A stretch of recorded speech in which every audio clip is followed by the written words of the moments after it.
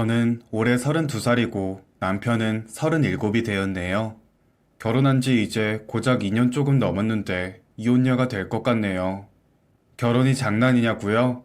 장난으로 결혼하고 이혼할 인간이 세상에 존재하기나 할까요? 저 또한 이혼을 결심하기 전에는 인내심이 부족한 인간들이나 이혼을 하는 줄 알았어요. 남편이랑은 뉴질랜드 어학연수에서 만났어요. 제가 공대를 졸업했고 석사과정도 나노 쪽 연구를 했어요. 남편 역시 서울대 공대를 나와 고분자 쪽 석사까지 수료했습니다. 저는 남편만큼은 아니지만 역시 나름 손가락에 꼽히는 명문대학을 졸업하였어요. 그럼에도 불구하고 학벌이 처진다는 소리를 들어가며 시댁에서 저희 결혼을 반대하셨습니다. 남편에게는 무시무시한 시누이가 4명이나 있었어요. 오남매 중 막내이자 장남인 남편과 저는 우여곡절 끝에 결혼했고, 우린 서로가 서로를 진심으로 사랑했기 때문에 행복했습니다. 하지만 시댁은 상상 그 이상이었어요. 손이 귀한 집안이니 반드시 첫 아이는 아들을 무조건 낳아야 한다. 이 소리를 신혼여행 다녀와서 처음 인사드리러 간 날부터 귀에 못이 박히도록 들었던 것 같네요. 남편과 저는 회사는 다르지만 기업체의 연구직에서 근무를 했고 연봉은 서로 엇비슷했습니다. 결혼할 때도 각자 반반씩 부담했습니다. 우리끼리 간소하게 식치르고 돈을 아껴서 집에 투자하자고 상의를 마쳤음에도 불구하고 시부모님과 시누이들이 엄청난 예단을 요구하더군요. 끝내는 요구하는 대로 모든 걸 전부 갖춰서 해드렸고 대신에 저 역시 쓸데없이 모든 걸 갖춰서 요구했고 받아냈습니다. 아마도 이때부터 뭔가 틀어진 것 같네요. 예단으로 반상기 최고급 세트와 최고급 이불, 은수저 10세트, 시어머님 모피, 시아버님 명품 지갑 벨트 세트, 시누이들 명품 가방 해드렸고 시부모님 한복과 양장과 현물 예단 1,000만 원을 드렸습니다. 정말 기가 막혔죠. 양가의 도움은 일절 받지 않기로 합의했음에도 저런 예단을 요구하는 것이 제 상식으로는 도저히 이해가 되질 않았습니다. 그래서 저도 생각 없던 예물을 요구했고요. 1캐럿 다이아 반지와 진주 세트, 순금 세트, 가방, 그리고 저희 부모님 양장과 한복까지요. 양가 어르신들 한복 각각 150만원대 해드리고 정작 주인공인 우리 부부는 40만원짜리 한복 해입었네요. 한복 가게에서도 웃더군요. 정작 신랑 신부는 제일 싸구려 라인 한복을 맞췄으니까요. 이때까지만 해도 애써 불쾌하지 않은 척하며 노력했습니다. 저도 참 못된 게 3천씩이나 예단해드리고 정작 저는 됐어요. 소리는 안 나오더라고요. 아무튼 이런 거 저런 거 둘째치고 일단은 남편과 제 사이는 너무 좋았고 결혼을 하고 난 뒤에도 애틋했고 좋았어요.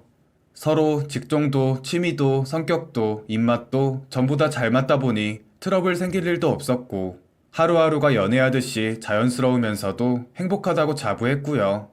허나 결혼 후 주말마다 시댁에 불려가야 했고 시누이들의 잔소리를 듣는 건 정말 숨막히는 일이었습니다. 몸이 아파서 시댁에 가지 않았던 어느 주말에는 시누이들의 전화 때문에 조금도 쉴 수가 없었습니다. 얼마나 아프길래 그러냐며 괜찮냐는 안부조차 없이 그래도 몸 좀 추스르고는 한번 들여다봐라. 엄마 아버지한테 한번 가봐라. 며느리라고는 올케 하나뿐인데 벌써부터 부모님 서운하게 하면 안 되지 않냐. 본인들은 가족끼리 단란하게 외식하고 푹 쉬는 주말을 왜 나는 하나뿐인 아들 내외라는 이유만으로 편히 앉지도 눕지도 못하는 시댁에 가서 시달려야 하는 건지. 저 그래도 싫은 소리 한 번 안 하고 일주일에 한 번은 꼭 시댁에 들러서 저녁이라도 한 끼 먹고 왔고 식사를 안 하더라도 과일이라도 사서 얼굴 비추고 살았습니다. 지난 명절 때도 그 큰 살림에 며느리 덜렁 하나뿐이고 평생 살면서 공부만 했던 터라 살림 솜씨 엉망임에도 불구하고 시키는 일, 잡다한 일, 뭐든지 인상 한번 안 쓰고 열심히 배우려 했고요. 1년에 5차례나 있는 제사 때에도 제대로 앉아서 밥도 먹지 못하면서도 그 많은 설거지며 손님 접대, 이리 뛰고 저리 뛰고 했었네요. 그럼에도 돌아오는 건 넌 여즉 그 모양이냐. 이래서 여자는 살림을 잘하고 요리를 잘해야지. 공부 따위 백날 해봐야 하나 소용없다는 말뿐이었습니다. 그렇다고 좋은 학교도 아니고 그저 그런 학교밖에 안 되는데 뭐하러 공부는 했냐? 우리 아들 서울대 나와서 더 좋은 며느리 얻을 수 있었는데 코개였다 하시면서요. 이번 명절에도 기름 냄새에 중독되어 가며 전부치고 있는데 시어머니란 분이 옆에 앉아서 하염없이 저 레파토리를 읽고 계시더군요. 참다 이번에는 저도 한마디 했습니다. 어머님 덕에 신랑이 참 좋은 학교를 나왔지만 제가 나온 학교도 그리 나쁜 곳 아니에요. 아시잖아요. 했더니 꼴에 자존심은 있나 보구나. 왜 듣기가 싫은 게냐. 네가 딴 데 가서는 네 학교 자랑질할 수는 있을지 모르겠다만 우리 집안에서 자랑할 거리나 되는 줄 아느냐 하시더이다. 이때 남편이 엄청 화를 내주며 중재에 나섰고 늘 그랬듯이 이번에도 그렇게 수그러 들었네요. 그리고 명절 당일에 일이 터졌네요. 명절 당일 점심상을 치우고 이제 친정으로 가려고 채비를 하는데 시어머님 오셔서는 시누이들 오는데 보고 가야 한다고 못 가게 하셨습니다. 결혼 후 첫 명절이라 일찌감치 친정에 보내실 줄 알았는데 시누이들이랑 온 가족들 다 모이는데 빠져서야 되겠냐고. 자신의 아들은 이럴 때 아니면 언제 누나들이랑 매형들이랑 어울리겠냐고 하면서 시누들 다 올 때까지 기다리라고 하시더군요. 너무 황당해서 저희 집에서도 부모님이 기다리고 계신다고 하였더니 정 가려거든 너 혼자 가라고 현관쪽으로 저를 툭툭 밀치는 신용을 하셨습니다. 이때 정말로 저 속된 말로 뚜껑 열릴 뻔했습니다. 남편이 엄마 왜 이러시냐고 장인 장모님 기다리시는데 어서 가봐야 한다며 옷을 입고 추스리자 시어머님 갑자기 대성통곡을 하시더이다. 이런 법이 어딨어. 세상에 어떻게 이럴 수가 있어. 우리 집에 아들이 둘이야, 셋이야. 아들 하나 겨우겨우 늦둥이로 낳아 곱게 키워놨더니 본때도 없는 것이 들어와서는 애 버르장머리를 이렇게 버려놨네. 이래서 못 배운 것은 들이면 안 됐어. 이러면서 주저앉아 우시는데 더 이상은 참을 수가 없었습니다. 도대체 어머님은 제가 어떻게 했음 마음에 드시겠어요? 그랬더니 대뜸 가려거든 너 혼자 네 집 가라고 하시길래 아니 그거 말고 언제까지 그런 말씀 계속하실 거냐고. 그동안은 남편 없을 때 저에게만 그런 모진 소리 하시길래 기분이 나빠도 참았고 서러워도 참았는데 이제는 남편이 있어도 서슴없이 그런 말씀을 하시는 거 보니 어머님도 습관이 되신 것 같고 더 이상은 저도 듣고 있을 수가 없다는 식으로 말씀을 드렸어요. 역시나 같은 레퍼토리가 흘러나왔습니다. 어디서 저런 걸 며느리라고 데리고 왔느냐며 남편에게 내가 너 어떻게 키웠는데 어쩌고. 시아버님은 그만 좀 하라고 시어머님 눈치 보며 한마디씩 하실 뿐이셨고 남편은 너무 당황스러운 표정을 짓고 있을 뿐이었어요. 저는 그나마 조금 남아있던 이성을 추스리고 어머님께 차라리 제가 이혼이라도 해드려야겠나요? 라고 당돌하게 한마디 내던졌습니다. 그 자리에서 그 말밖에는 다른 말은 생각이 안 나더라고요. 내가 이러려고 결혼했나? 내가 지금 여기서 뭘 하고 있는 건가? 비록 서울대는 아니지만 만족스러운 성적으로 좋은 대학교를 졸업했고 또 누구보다 열심히 지금까지 쉬지 않고 노력해왔는데 그 모든 걸 부정당하는 느낌이 들었습니다.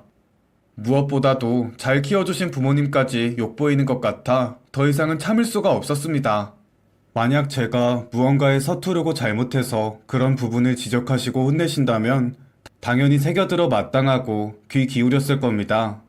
하지만 터무니없는 이유들로 말도 안 되는 인신공격을 일삼고 조금 싫은 내색을 보이거나 자리를 피하려고 요령을 쓰면 득달같이 달려드는 4명이나 되는 시누이들도 버겁고 우리 부부 잘 살려고 한 결혼인데 이렇게 매일매일 지옥같이 살 얼음판을 걷는 것 같이 사는 것이 과연 맞는 걸까 싶었어요.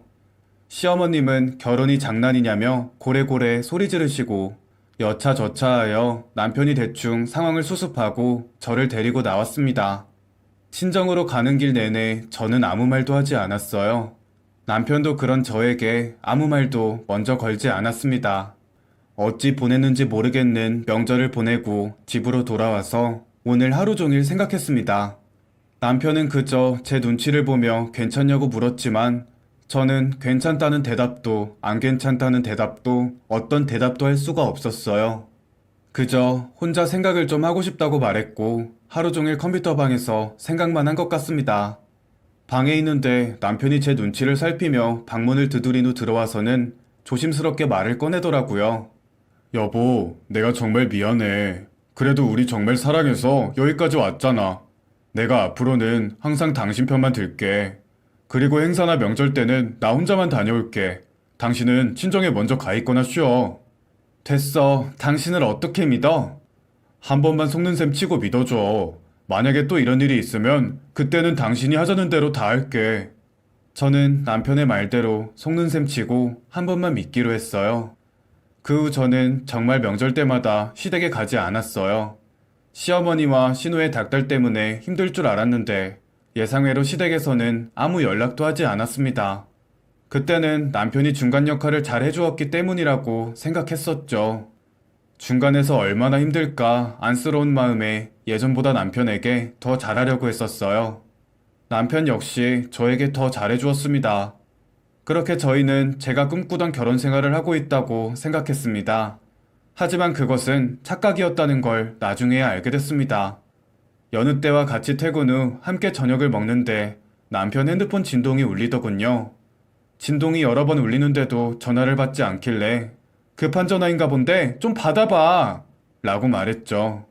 그런데 이상하게 남편 얼굴에 당황한 기색이 역력했어요.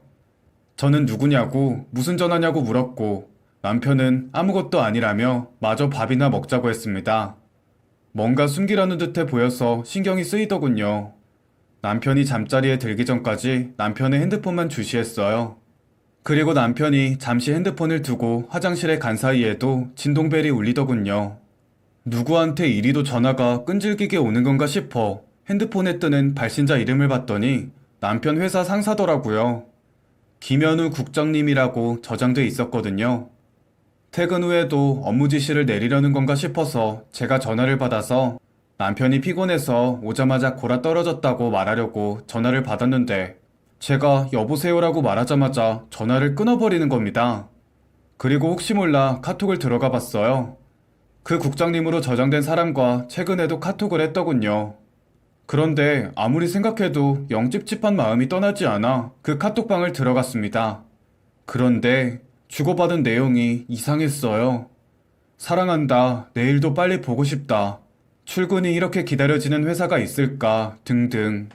정말 하늘이 무너지는 기분이었습니다. 배신감에 치가 떨렸습니다. 그러다 남편이 화장실에서 나오려는 소리가 들려 남편의 핸드폰을 다시 제자리에 두었습니다. 아직 다 확인하지 못해서 마음이 초조했어요. 남편이 혹시라도 이 카톡방을 나가거나 대화 내용을 지울까봐요. 다행히 남편은 아무 눈치를 채지 못한 듯 했어요. 저는 남편이 깊은 잠에 들 때까지 뜬 눈으로 남편의 핸드폰만 신경 쓰고 있었습니다. 그리고 몇 시간이 흘러 새벽, 남편의 코 고는 소리가 쩌렁쩌렁하게 울려 퍼질 때 저는 남편의 핸드폰을 숨죽이고 들고 나와 모든 내용들을 볼 수 있었습니다. 일단 그 카톡의 상대는 남편 회사의 어린 여직원이었어요.